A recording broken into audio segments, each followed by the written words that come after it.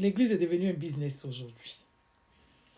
Un business, de sorte que être pasteur, être prophète, être apôtre, être docteur, est devenu le business le plus lucratif de ces soi-disant hommes de Dieu, qui se font appeler femmes de Dieu, qui se servent au lieu de servir Dieu.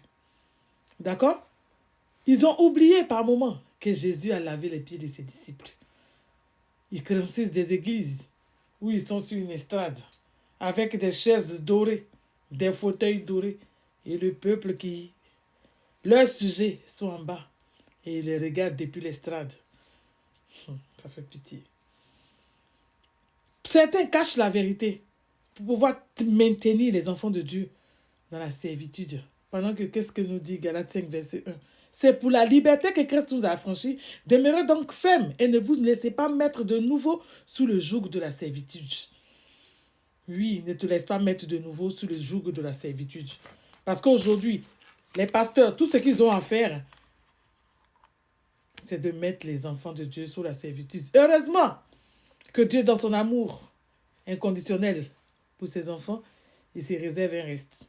Et je bénis Dieu pour tous ces vrais pasteurs, pour toutes ces vraies femmes de Dieu, pour toutes ces personnes qui servent Dieu avec dévotion et qui le font avec amour, sans rien attendre en retour, parce qu'ils savent que leur récompense, elle est en Christ, elle est dans le ciel. Et que pour manger sur la terre ici, pour s'occuper de leurs enfants, ils se lèvent le matin, ils vont travailler et ils annoncent l'évangile. Ce n'est pas crédit. La bénédiction matérielle ne se trouve pas dans la poche de leurs fidèles.